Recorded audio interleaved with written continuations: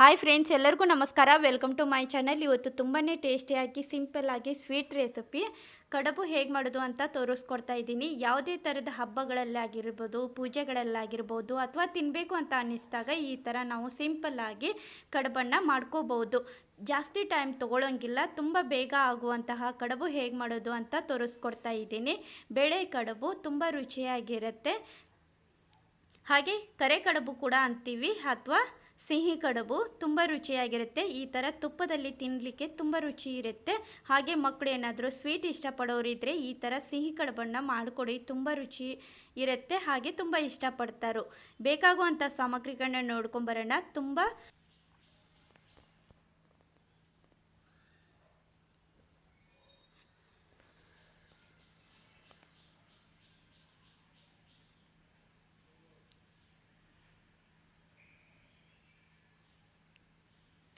ಇವಾಗ ಇದಿಷ್ಟು ನಾನು ಕಡಲೆಬೇಳೆ ತೊಗೊಂಡಿದ್ದೀನಿ. ಕಡಲೆಬೇಳೆ ನೋಡಿ, ಒಂದು 2 ಕಪ್ಪಷ್ಟು ಕಡಲೆಬೇಳೆ ತೊಗೊಂಡಿದ್ದೀನಿ. ಇದಕ್ಕೆ ಇವಾಗ ನೀರು ಹಾಕ್ಕೊಂಡು ಒಂದು 2 ಸರ್ತಿ ಇದನ್ನು ಚೆನ್ನಾಗಿ ತೊಳಿತಾ ಇದ್ದೀನಿ.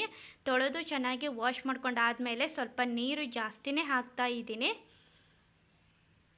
ನೋಡಿ, ಹಾಕ್ಕೊಂಡು ಇದನ್ನು ಕುಕ್ಕರಲ್ಲಿ ಒಂದು 3 ವಿಸಿಲ್ ಮಾಡಲಿಕ್ಕೆ ಇಡ್ತಾ ಇದ್ದೀನಿ. ಈ ಥರ ಜಾಸ್ತಿ ನೀರನ್ನು ಹಾಕೋದ್ರಿಂದ ಸ್ವಲ್ಪ ಸಾಂಬಾರು ಕೂಡ ಆಗುತ್ತೆ, ಕಟ್ಟಿನ ಸಾರು ಕೂಡ ಆಗುತ್ತೆ. ಅದಕ್ಕೋಸ್ಕರ ನಾನು ನೀರು ಜಾಸ್ತಿ ಹಾಕ್ಕೊಂಡಿದ್ದೀನಿ. ಇವಾಗ ಕುಕ್ಕರಲ್ಲಿ ಇಟ್ಟು ಇದನ್ನು 3 ವಿಸಿಲ್ ಮಾಡ್ಕೋಬೇಕು.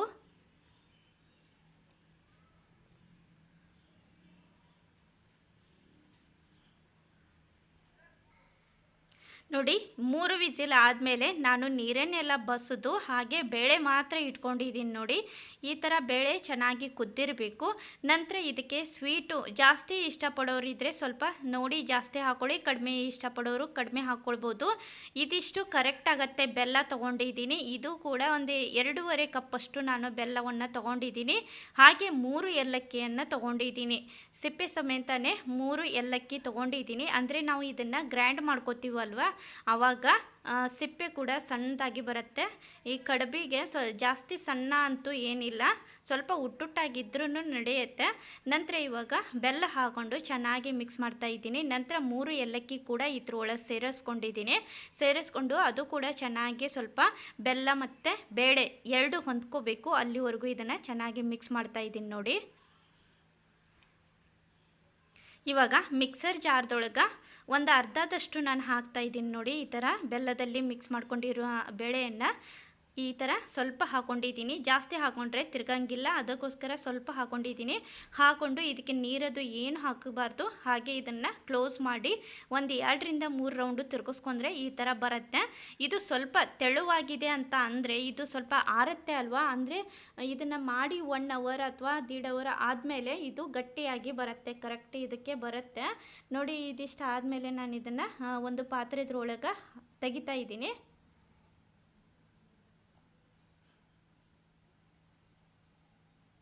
ನೋಡಿ, ಇದಿಷ್ಟು ಆಗಿದೆ. ಉಳಿದಿರೋದು ಕೂಡ ಸೇಮ್ ಅದೇ ರೀತಿ ಮಾಡ್ಕೋಬೇಕು. ಇವಾಗ ಮತ್ತೆ ಸ್ವಲ್ಪ ಹಾಕ್ಕೊಂಡು ಇದನ್ನು ಮತ್ತೆ 3 ಸರ್ತಿ ತಿರುಗಿಸ್ಕೊಂಡ್ರೆ ಈ ಥರ ಸಣ್ಣ ಪೇಸ್ಟ್ ಗತೆ ಬರುತ್ತೆ ಹೂರಣ.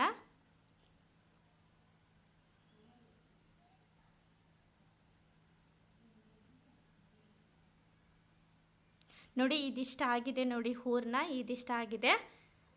ನೋಡಿ, ಈ ಥರ ಇದ್ದರೆ ಸಾಕು. ನಂತರ ಇದು ಆರ್ತದಲ್ವ, ಆವಾಗ ಗಟ್ಟಿ ಆಗುತ್ತೆ. ಇವಾಗ ನಾನು ಹಿಟ್ಟನ್ನು ಕಲಸಿ ಇಡ್ತಾ ಇದ್ದೀನಿ. ಈ ಕಪ್ಪಿಲ್ಲೇ 2 ಕಪ್ಪಷ್ಟು ನಾನು ಹಿಟ್ಟು ತೊಗೊಂಡಿದ್ದೀನಿ. ಕಡುಬಿಗೆ ಜಾಸ್ತಿ ಹಿಟ್ಟು ಬೇಕಾಗೋದಿಲ್ಲ, ಅದಕ್ಕೋಸ್ಕರ ನಾನು ಸ್ವಲ್ಪ ಹಿಟ್ಟು ತೊಗೊಂಡಿದ್ದೀನಿ ಅಷ್ಟೇ. ನೋಡಿ, ಅದಕ್ಕೆ ಒಂದು ಚಿಟಿಕೆಯಷ್ಟು ಉಪ್ಪು ಹಾಕ್ಕೊಂಡಿದ್ದೀನಿ. ಉಪ್ಪು ಹಾಕ್ಕೊಂಡು ಒಂದು ಸರ್ತಿ ಮಿಕ್ಸ್ ಮಾಡ್ಕೊಳ್ಬೇಕು. ಮಿಕ್ಸ್ ಮಾಡ್ಕೊಂಡು ಆದಮೇಲೆ ಸ್ವಲ್ಪ ನೀರು ಹಾಕ್ಕೊಂಡು ಇದನ್ನು ತೆಳುವಾಗಿ ಎಲ್ಲ ಗಟ್ಟಿಯಾಗಿ ಹಿಟ್ಟನ್ನು ಕಲಸಿ ಇಡಬೇಕು.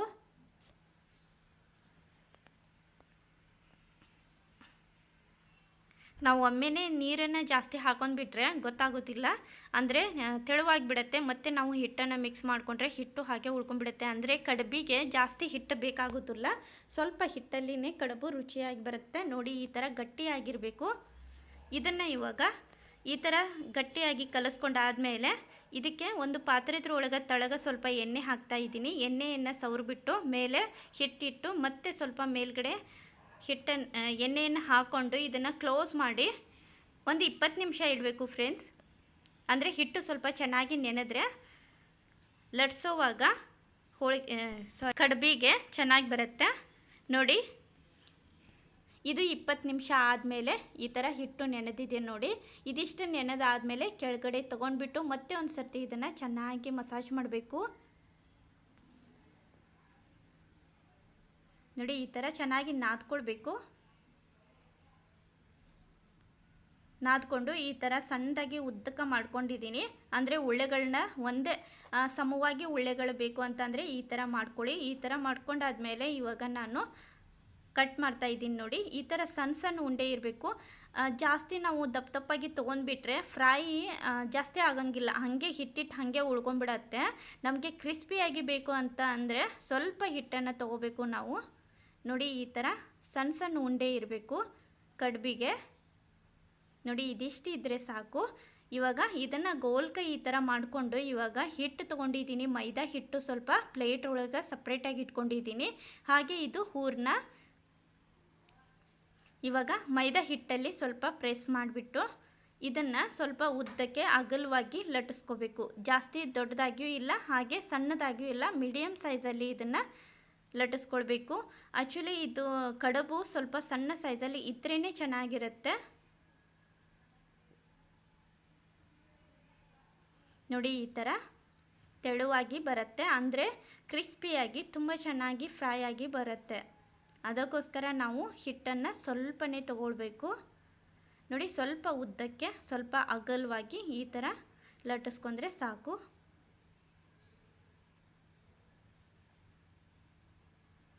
ನೋಡಿ. ಈ ಥರ ತೆಳುವಾಗಿ ಇದಿಷ್ಟಿದ್ರೆ ಸಾಕು. ಉಳಿದಿರೋದು ಕೂಡ ಸೇಮ್ ಇದೇ ರೀತಿ ನಾನು ಲಟ್ಸಿ ಇಟ್ಕೊಂಡಿದ್ದೀನಿ ನೋಡಿ. ಅಂದರೆ ಒಂದೇ ಸೈಜಲ್ಲಿ ಒಂದೇ ಥರನೇ ಕಾಣಿಸುತ್ತೆ ನೋಡಿ. ಇವಾಗ ಲಟ್ಸಿರೋದನ್ನು ಸ್ವಲ್ಪ 4 ರಿಂದ 5 ನಾನು ಈ ಥರ ಎಲೆಗಳನ್ನ ಇಟ್ಕೊಂಡಿದ್ದೀನಿ. ಇದಕ್ಕೆ ಹೂರಣನ ತುಂಬಬೇಕು, ಅದಕ್ಕೋಸ್ಕರ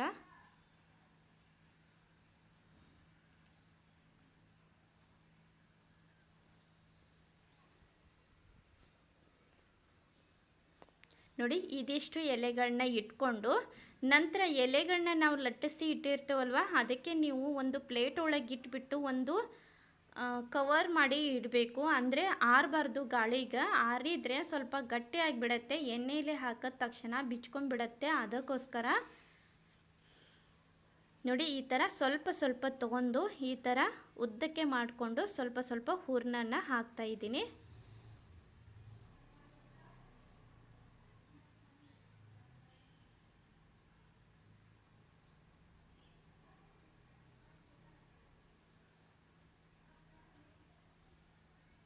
ನೋಡಿ. ಈ ಥರ ಹೂರಣನ ಹಾಕ್ಕೊಳ್ಬೇಕು ನೋಡಿ. ಇವಾಗ ನಾನು ಒಂದು ಬಟ್ಲಲ್ಲಿ ಸ್ವಲ್ಪ ನೀರು ಇಟ್ಕೊಂಡಿದ್ದೀನಿ. ನೀರೊಳಗೆ ಸ್ವಲ್ಪ ಬೆರಳಿಂದ ಈ ಥರ ಸೈಡಲ್ಲಿ ಸ್ವಲ್ಪ ನೀರು ಹಚ್ಕೊಂಡು ಇದನ್ನು ಪ್ರೆಸ್ ಮಾಡಿ ಚೆನ್ನಾಗಿ ಹತ್ಕಬೇಕು. ಅಂದರೆ ಎಣ್ಣೆಯಲ್ಲಿ ಹಾಕಿದ ತಕ್ಷಣ ಬಿಚ್ಚಬಾರ್ದು ಅಂಥೇಳಿ ಈ ಥರ ಪ್ರೆಸ್ ಮಾಡಿ ಸ್ವಲ್ಪ ನೋಡಿ ಈ ಥರ ಚೆನ್ನಾಗಿ ಹತ್ತಕಬೇಕು.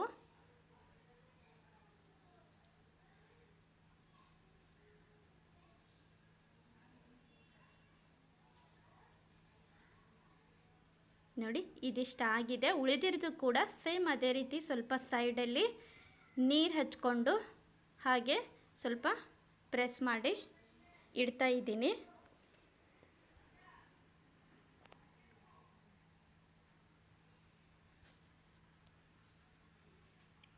ನೋಡಿ. ಇದಕ್ಕೆ ನೀವು ಸ್ವಲ್ಪ ಜಾಸ್ತಿನೇ ಹತ್ತಕಬೇಕು. ಯಾಕೆ ಅಂತ ಅಂದರೆ ಎಣ್ಣೆಯಲ್ಲಿ ಹಾಕಿದ ತಕ್ಷಣ ಬಿಚ್ಚಂಗಿಲ್ಲ ನೋಡಿ. ಈ ಥರ ಹತ್ತಿಕ್ಕೆ ಹಾಕ್ಕೊಂಡು ಮತ್ತೆ ನಾವು ಎಣ್ಣೆಯಲ್ಲಿ ಬಿಡಬೇಕಾದ್ರೆ ಮತ್ತೆ ಒಂದು ಸರ್ತಿ ಈ ಥರ ಕೈಲಿಂದ ಹತ್ತಿಕ್ಕೆ ಎಣ್ಣೆಯಲ್ಲಿ ಬಿಡಬೇಕು, ಅಂದರೆ ಬಿಚ್ಚೋದಿಲ್ಲ.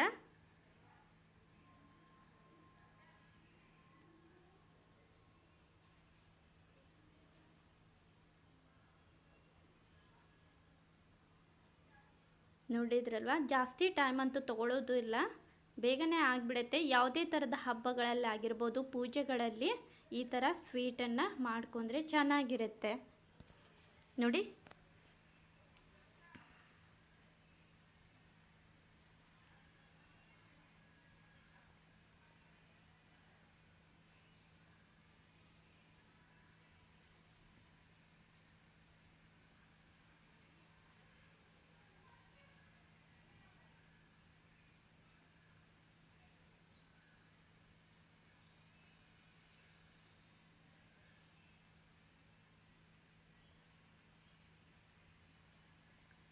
ನೋಡಿ ಇದಿಷ್ಟು ರೆಡಿ ಆಯಿತು.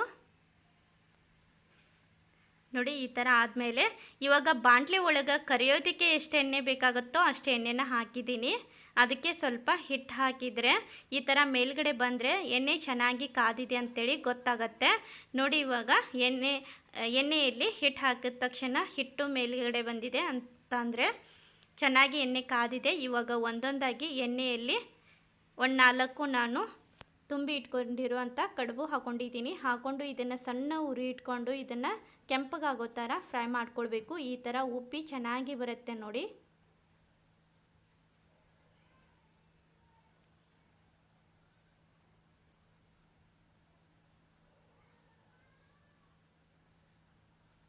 ನೋಡಿ ಸ್ವಲ್ಪ ಸ್ವಲ್ಪ ಕಲರ್ ಕೂಡ ಚೇಂಜಸ್ ಆಗತ್ತೆ.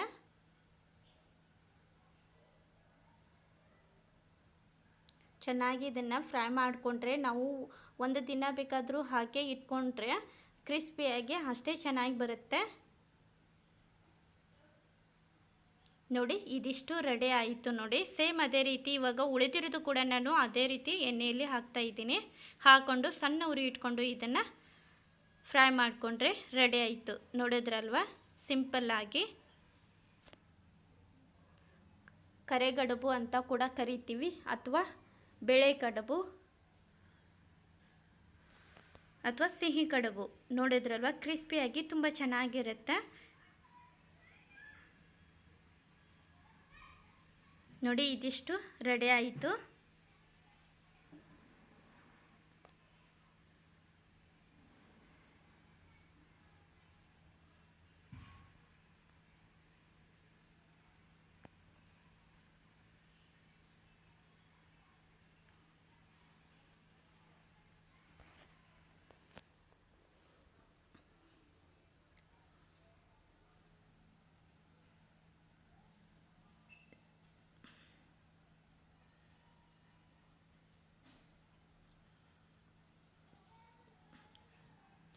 ನೋಡಿದ್ರಲ್ವ, ಸಿಂಪಲ್ಲಾಗಿ ಕಡುಬು, ಸ್ವೀಟ್ ಕಡುಬು ರೆಡಿ ಆಯಿತು. ನೀವು ಒಂದು ಸರ್ತಿ ಈ ಥರ ಟ್ರೈ ಮಾಡಿ, ತುಂಬ ರುಚಿಯಾಗಿರುತ್ತೆ. ಯಾವುದೇ ರೀತಿ ಹಬ್ಬ ಅಥವಾ ಪೂಜೆಗಳಲ್ಲಿ ಸಿಂಪಲ್ ಆಗಿರುತ್ತೆ. ಈ ಥರ ಮಾಡಿ.